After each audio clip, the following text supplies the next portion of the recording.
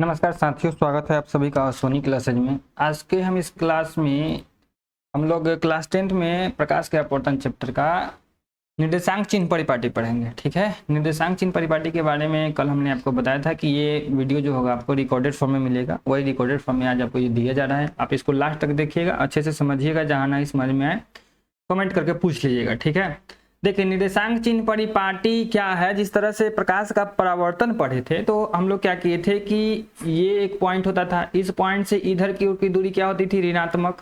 याद है कि नहीं है? इधर की ओर क्या होती थी, धनात्मक होती थी। उसी तरह ऊपर की ओर ली गई दूरियां क्या होती थी, धनात्मक, और नीचे की ओर ली गई दूरियां क्या होती थी, ऋणात्मक। ये इतना पॉइंट तो याद है। अभी सब बात तो ये सिखाने का चीज नहीं है, प्रकाश का परावर्तन में आप पढ़े। यहाँ बात यह है कि लेंस में हम लोग कैसे लेंस, अच्छा ये दोनों सेम फिगर लग गया क्या? अच्छा चलो कोई बात नहीं है, इसको हम लोग समझ लेंगे। दोनों सेम नहीं होना चाहिए था लेकिन ठीक है। अच्छा चलो कोई बात नहीं, हाँ ठीक है। ये लेंस में बात करें अगर हम लोग, तो लेंस में कैसे पता करेंगे कि फोकस दूरी धनात्मक है कि ऋणात्मक है? ठीक है, यही मेन मुद्दा है हम लोगों का कि इसका कैसे पता चलेगा। तो देखिए, मान लीजिए कि जो आपतित किरण है वो बाएं से दाएं की ओर लिया जा रहा है। आपतित किरण समझते ही हैं, जैसे कि ये अगर लेंस है, उत्तल लेंस, और ये इसका मुख्य अक्ष हो गया, तो ये देखिए ये इसका प्रकाश बिंदु हो गया। जिस तरह से एक दर्पण में ध्रुव होता था, दर्पण में क्या होता था, ध्रुव होता था, ये मुख्य अक्ष पर यहाँ क्या होता था, ध्रुव होता था। उसी तरह इसमें प्रकाश केंद्र होता है, और प्रकाश केंद्र से अगर इधर की दूरी क्या होगी, बाएं, और इधर क्या होगी, दाएं। ठीक है, तो कहता है कि अगर बाएं से दाएं अगर आपतित किरण हो, किरण कहां से कहां हो, बाएं से दाएं हो, यानी कि लेफ्ट टू राइट आ रही हो। ठीक है, उस सिचुएशन में हम लोग यहाँ पर F1 और F2 की चर्चा करेंगे।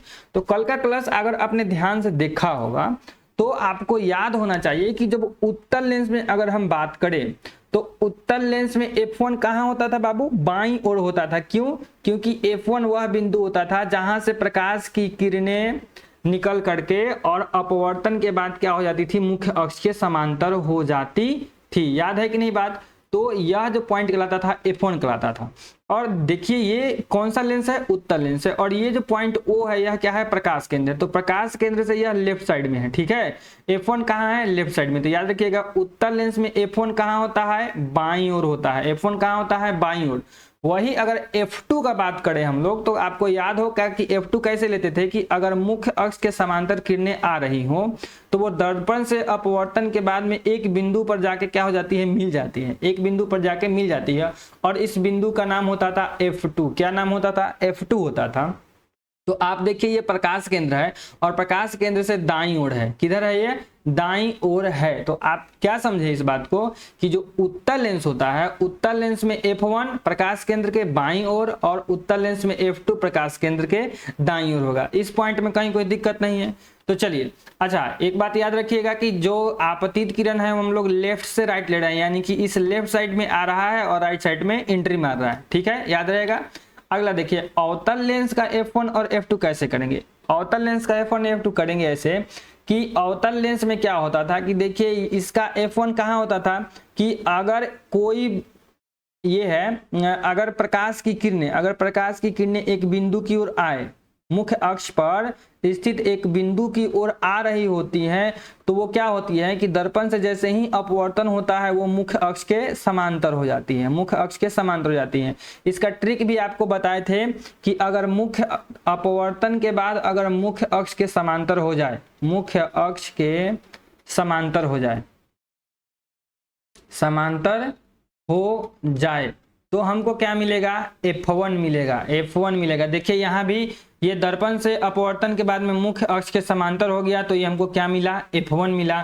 यहाँ भी देखिएगा कि दर्पण से अपवर्तन के बाद में देखिए ये यहाँ गया, और दर्पण से बाद में क्या हो गया, मुख्य अक्ष के समांतर हो गया। ये अपवर्तन के बाद में क्या हो गया, मुख्य अक्ष के समांतर हो गया। तो अगर मुख्य अक्ष के समांतर होने वाला अपवर्तन के बाद में अगर मुख्य अक्ष के समांतर हो रहा है तो उस जगह पे हम लोग को F1 मिलेगा। वहां भी F1 मिला और यहाँ भी f1 ही मिलेगा। क्लियर है? तो आप क्या देख रहे हैं कि अवतल लेंस में जो f1 होता है वह प्रकाश केंद्र से किधर होता है, दाएं ओर होता है। तो अवतल लेंस में f1 कहाँ है, दाएं ओर है। और f2 कहाँ है मेरे भाई, तो f2 है बाईं ओर। क्यों? क्योंकि आप देखिए ये एक बिंदु ऐसा लगेगा कि इस f2 से आता हुआ प्रतीत हो रहा है। तो इसके बारे में डिटेल में हम लोग चर्चा किए थे कल भी, f1 और f2। अब आप यहाँ पे एक कंक्लूजन कर लीजिए कि उत्तल लेंस में ठीक है, उत्तल लेंस में इधर बाएं कर लीजिए और यहाँ दाएं लिख लीजिए। ठीक है, बाएं और दाएं का खेल कर लीजिए एक बार। अब आप बताएंगे जल्दी से कि f1 का उत्तल लेंस में बाएं कौन होता है, तो f1 क्या होता है, बाएं होता है। उत्तल लेंस में दाएं कौन होता है, तो f2 होता है। ठीक, अगर अवतल लेंस की बात करेंगे, तो बाएं कौन होगा, f2 होगा, और दाएं कौन होगा, f1 होगा। इस पॉइंट को याद कर लीजिएगा अच्छे से, जस्ट इसके अपोजिट है। उत्तल लेंस का बाएं में होता है f1 और दाएं में होता है f2, और अवतल लेंस में बाएं में होता है f2 और दाएं में होता है f1। याद हो गया? अब याद कीजिए कि मुख्य फोकस इसमें कहलाएगा कौन, f1 कहलाएगा या फिर f2 कहलाएगा। मुख्य फोकस f1 कहलाएगा या फिर f2 कहलाएगा। कल के लास्ट के क्लास में हमने आपसे इस पर क्वेश्चन भी करवाया था बहुत सारा, 4 क्वेश्चन 4 कंडीशन लिखे f1 और f2 पूछे थे आपसे। तो f1 मुख्य फोकस नहीं कहलाता है, f2 क्या कहलाता है, मुख्य फोकस कहलाता है, याद होगा। उसी तरह अगर फोकस दूरी f1 और f2 हो तो मुख्य फोकस दूरी इसमें किसको कहते हैं, f2 को मुख्य फोकस दूरी कहते हैं। ठीक है, तो यहाँ बात यही हो गया कि इसमें लिखा हुआ है कि चूंकि f2 क्या होता है, मुख्य फोकस होता है, और ये वाला जो f2 होता है मुख्य फोकस दूरी होता है। तो अगर हम बात करें कि उत्तल लेंस की जो फोकस दूरी होगी वो धनात्मक होगी ऋणात्मक, तो बात को समझिए। उत्तल लेंस में f2 कहाँ होता है, प्रकाश केंद्र के दाईं ओर होता है। किधर होता है, दाईं ओर। और इस प्रकाश केंद्र से दाईं ओर की सभी दूरियां क्या होती हैं, धनात्मक। प्रकाश केंद्र से दाईं ओर की सभी दूरियां क्या होती है, धनात्मक होती है। तो आपको याद रखना चाहिए यह बात कि अगर प्रकाश की किरण लेफ्ट टू राइट अगर आपतित हो रही हो, लेफ्ट टू राइट अगर आपतित हो रही है, तो f2 कहाँ होगा, राइट साइड में होगा और वह धनात्मक हो जाएगा। उसी तरह अगर अवतल लेंस की बात करें तो अवतल लेंस की फोकस दूरी ऋणात्मक, और ये मोस्ट इंपॉर्टेंट चीज है। ठीक है, मोस्ट इंपॉर्टेंट चीज हम बता रहे हैं कि उत्तल लेंस की फोकस दूरी धनात्मक होती है और अवतल लेंस की फोकस दूरी ऋणात्मक होती है। कोई आदमी आपको यहाँ पे फंसा सकता है कि एक बात बताओ, f1 और f2 दोनों होता है, तो f1 तो इधर है, तो फिर इसकी फोकस दूरी को तुम धनात्मक कैसे ले लोगे? तो आपका जवाब होगा कि f2 को हम लोग मुख्य फोकस मानते हैं, f1 को मुख्य फोकस नहीं मानते हैं। और चूंकि f2 क्या है, धनात्मक है, प्रकाश केंद्र से दाईं ओर है, इसलिए यह क्या हो जाएगा, उत्तल लेंस में धनात्मक। यही अगर अवतल लेंस की f2 की बात करें तो वह होती है प्रकाश केंद्र से लेफ्ट साइड में, और लेफ्ट साइड की दूरी क्या होती है, निगेटिव होती है, इसलिए अवतल लेंस की फोकस दूरी क्या हो गई, ऋणात्मक हो गई। समझ में आ गई बात? चलिए यहां से समझिएगा। अब देखिएगा एक पॉइंट है आपका, उत्तल लेंस की फोकस दूरी निकालना। कभी कभी कहेगा कि उत्तल लेंस की फोकस दूरी निकालने के लिए ना आप एक प्रयोग कीजिए। तो देखिए जब हम लोग बच्चे थे, चाहे अभी भी, अगर आप इंस्ट्रूमेंट बॉक्स खरीदते हुएगा तो इस टाइप का एक लेंस देता है आप लोगों को। ठीक है, इस लेंस से हम लोग क्या करते हैं, कभी कभी कागज जलाते हैं। ठीक है, तो वही कागज जलाने वाला ही सिचुएशन अगर अच्छे से हम लोग को बैठाने आ जाए ना, तो उसका फोकस दूरी निकाल लेंगे। उसमें लेंस लगा रहता है उत्तल, उसमें कौन सा लेंस लगा रहता है, उत्तल लेंस लगा रहता है। और इस उत्तल लेंस की फोकस दूरी कैसे निकालेंगे इसको समझना है। तो क्या करना है कि एक कागज का टुकड़ा ले लेना है, लकड़ी का टुकड़ा ले लेना है, जो मन करे सो ले लीजिए, अपना टी शर्ट भी ले सकते हैं, अपना हाथ भी ले सकते हैं। ठीक है, और करना क्या है कि मान लीजिए कि यहाँ सन है, यहाँ क्या है, सन है ऊपर, और आप अपना जो लेंस है यहाँ लगा लीजिए। ठीक है, और इसको आराम से फिक्स करके रख दीजिए, और इसको जो है ना ऊपर नीचे कीजिएगा। ठीक है, ऊपर नीचे करने से क्या होगा कि एक समय ऐसा होगा, अगर अच्छे से आप पॉइंट कर लीजिएगा तो एकदम छोटा सा चमकदार बिंदु की तरह वो दिखाई देने लगा। कौन? यह सन। तो ये जो है ना एक्चुअली में सन का प्रतिबिंब बना देता है। क्या बनाता है? सन का प्रतिबिंब बनाता है, यानी कि यहाँ से आने वाली सारी किरणों को क्या कर देता है, इस पॉइंट पर फोकसित कर देता है। तो याद कीजिए कि अगर उत्तल लेंस हो, यह मुख्य अक्ष के समांतर है, तो अगर मुख्य अक्ष के समांतर आती किरणें यहाँ पे क्या हो जाती है, पॉइंट हो जाती है। यहाँ पे क्या हो जाती है, पॉइंट हो जाती है, सब आके एक जगह मिल जाती है और इस बिंदु को क्या बोलते हैं, F2 बोलते हैं। और इस बिंदु का F2 यानी कि क्या कहलाता है, मुख्य फोकस कहलाता है। ठीक है, तो यही जब हम लोग इसको अच्छे से अरेंज करेंगे तो एकदम छोटा सा पॉइंट हम लोगों को मिल जाएगा और ये जो छोटा सा पॉइंट मिलेगा इस पॉइंट को ही क्या कहा जाता है, मुख्य फोकस कहा जाता है। अब देखिए यहाँ से जैसे कि इसमें आप थोड़ा सा समझ लीजिए, इसमें यहाँ पर ये इसका F2 मिल गया, मिला ना। तो प्रकाश केंद्र से F2 के बीच की दूरी क्या होती है, फोकस दूरी होती है कि नहीं होती है, होती है ना फोकस दूरी। तो वही काम यहाँ कर लीजिए कि यहाँ इसका प्रकाश केंद्र हो गया और यहाँ इसका F2 हो गया। इसको अगर दूरी को हम माप ले तो हमको क्या मिल जाएगा, F2 मिल जाएगा। और F2 को ही क्या बोलते हैं, मुख्य फोकस दूरी कहते हैं। F2 को ही क्या कहते हैं, मुख्य फोकस दूरी कहते हैं। इसी चीज को यहाँ पे ये चीज लिखा हुआ है कि उत्तल लेंस की फोकस दूरी कैसे निकालेंगे। अगर आपके पास में ये मैग्नीफाइंग ग्लास है तो आप आज भी जाके चेक कर सकते हैं। ठीक है, आगे बढ़ जाइए।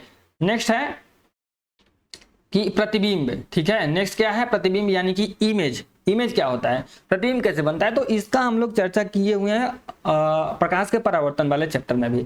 किसी बिंदु स्रोत के से अगर प्रकाश की किरणें आ रही हैं तो वह लेंस से अपवर्तित होगी। ठीक है, लेंस से अपवर्तन होगा और अपवर्तन के बाद में 2 पॉइंट बनेगा। या तो किसी बिंदु पर जाके मिल जाएगा, जिस बिंदु पर मिलती है या जिस बिंदु से आती हुई प्रतीत होती है उसे उस बिंदु स्रोत का क्या कहते हैं, प्रतिबिंब कहते हैं। यानी कि मान लीजिए कि ये उत्तल लेंस है, तो उत्तल लेंस से अपवर्तन के बाद में यह F2 पर आके मिला ना जी।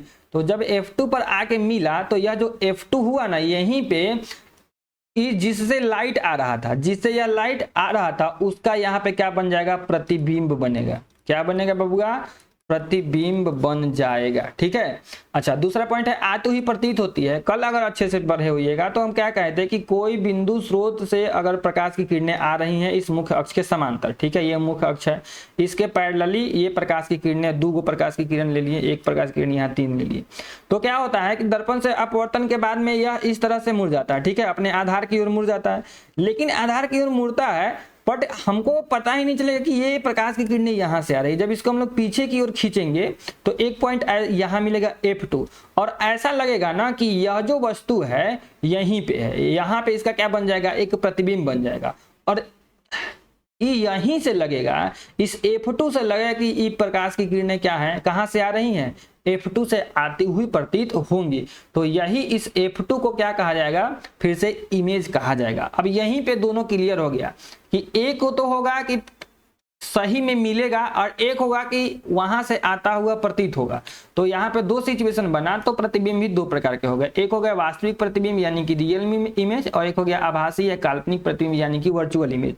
आभासी प्रतिबिंब और काल्पनिक प्रतिबिंब के बारे में आप पहले भी पढ़ चुके हैं, आज फिर पढ़िए कि वास्तविक प्रतिबिंब क्या है कि कोई किसी बिंदु स्रोत से यानी कि किसी वस्तु से प्रकाश की किरणें चली, ठीक है, दर्पण से अपवर्तित हुई और दर्पण से अपवर्तन के बाद में क्या हो गई, किसी बिंदु पर जाके मिल गई और इस बिंदु स्रोत को ही क्या कहेंगे, इस वस्तु का क्या बोलेंगे, प्रतिबिंब बोलेंगे। ठीक है, तो आप क्या देख रहे हैं, सही में जाके मिल रहा है, तो सही में मिल रहा है यानी कि वास्तव में मिल रहा है, तो ये वास्तविक हो गया।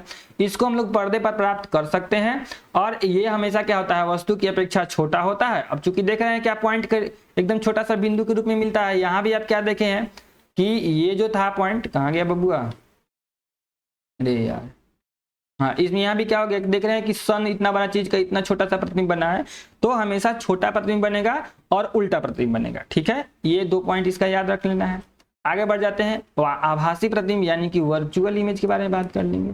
थोड़ा सा जल्दीबाजी में बता रहे हैं क्योंकि बहुत ज्यादा ये हार्ड चीज नहीं है। ठीक है, वर्चुअल इमेज क्या होगा, तो उसमें क्या हो रहा था, सही में जाके मिल रहा था, इसमें क्या होगा, किसी बिंदु से उससे आती हुई प्रतीत होती है। अभी थोड़ा देर पहले बता दिए कि ये जो प्रकाश की किरणें हैं ये हमको यहाँ से इस बिंदु स्रोत से आती हुई प्रतीत नहीं होंगी, ये हमको कहाँ से, इस F2 से आती हुई प्रतीत होंगी। ये जो अपवर्तन के बाद में किरणें हुई, अपवर्तन के बाद में किरणें, तो ये किरणें एक्चुअली में हमको यहाँ से आती हुई प्रतीत नहीं होंगी, हमको लगेगा क्या कि इस वाले बिंदु से यानी कि F2 से आती हुई प्रतीत होगी। और इसी F2 को वस्तु का क्या बोलते हैं, आभासी या फिर काल्पनिक प्रतिबिंब कहते हैं। इसको पर्दे पर प्राप्त नहीं किया जा सकता है, हमेशा कैसा होता है, सीधा होता है।